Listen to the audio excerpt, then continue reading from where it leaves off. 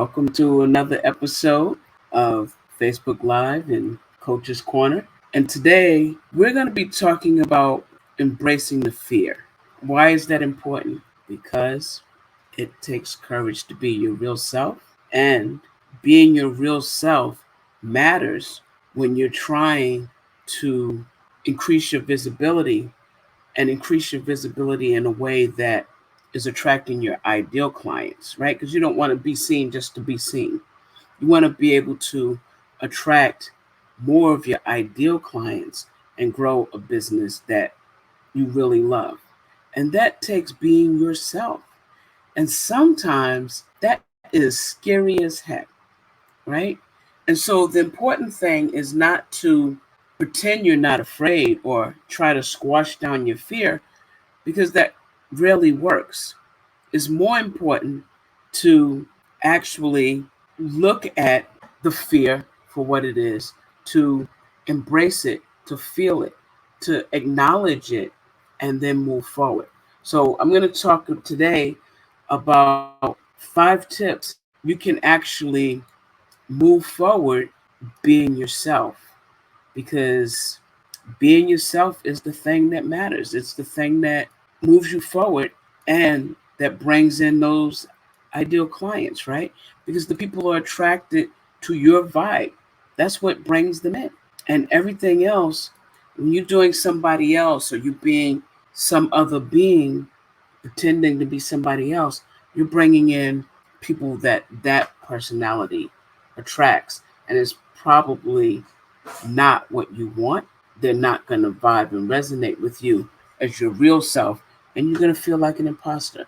You don't have to if you're willing to just embrace the fear and move forward being yourself. One of the ways that I do that is to accept that a lot of things are just out of control. Everybody's built differently.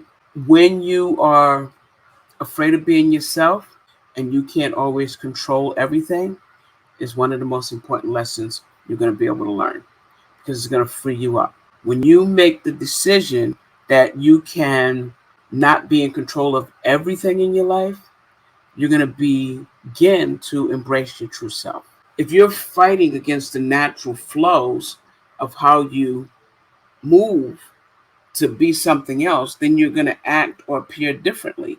And that doesn't work because you can't sustain it, right? You're always going to be afraid that people are going to figure out that that's not you.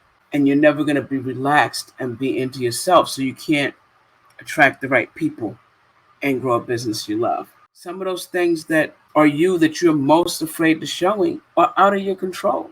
Accept them. Accept that it's out of control, because that's the first step. Not out of control, but out of your control. Because it's the first step toward being your real self. And sometimes the things that are really you are really silly. Like, I can't drink out of a wet cup. And people pick on me when they know me about this. But people that know me know if they're going to give me liquid in a cup, it has to be a dry cup.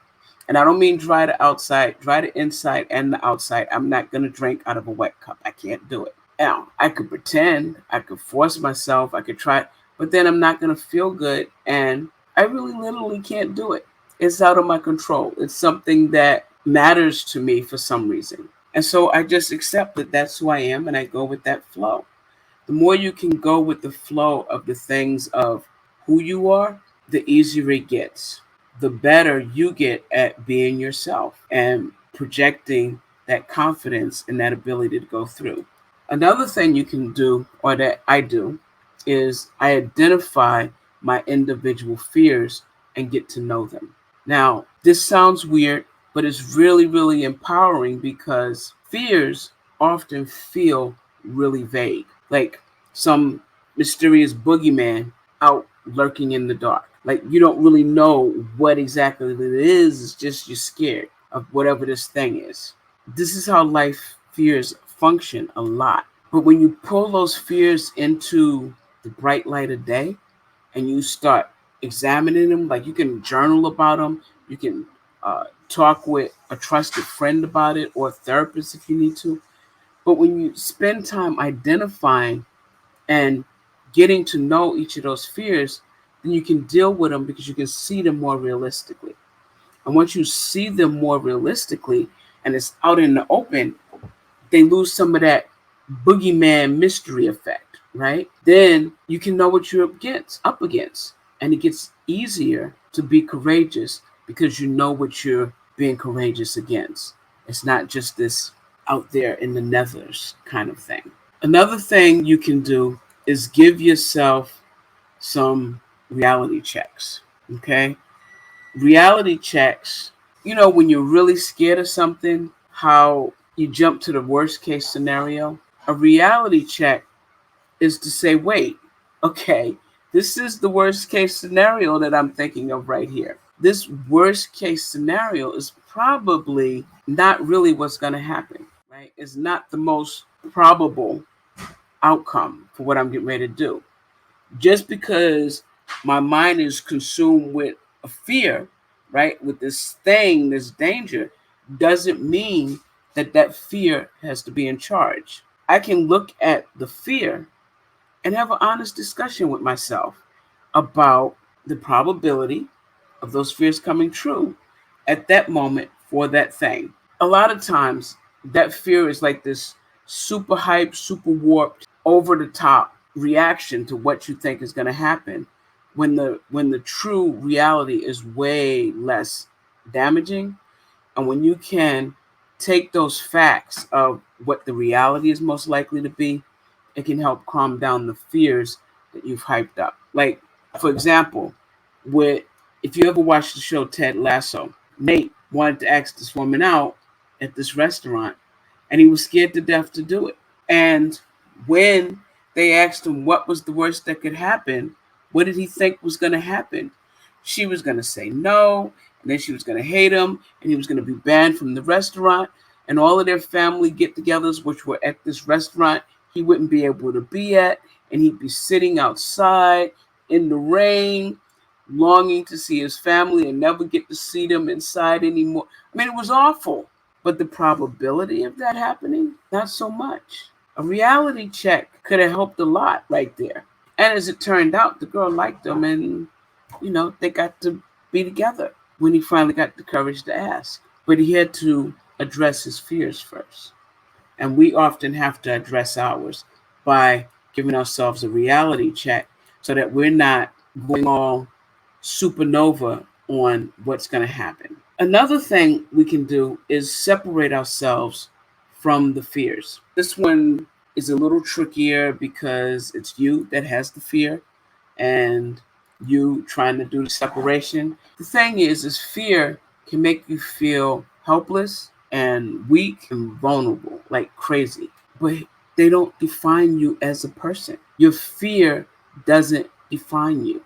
The actions you take, that says who you are, not the fear. I do stuff scared all the time. Fears are products of an active, stressed, or anxious mind, right? And just because you're experiencing those emotions and those fears doesn't mean it has to stop you in your tracks. Half the time, when I'm doing a talk or doing something where I'm scared out of my mind, no one even knows that I'm nervous, right? They don't even know because I don't let it control me anymore. I separate myself from my fears, and I know this is my fear and it's trying to keep me safe. And thank you very much. Just stay right there. I'll get back to you. I'm going to do this thing over here. When you allow yourself to separate like that from your fears, you get to consider all the possibilities of the situation that's scaring you. And then you can choose which one you're going to go with. And what you'll find is that the fear doesn't define you. They're just unfortunate products of a worried mind trying to keep you safe because that's the mind's job. And you've been told that this is not the safe way to go. But it's okay. It's okay.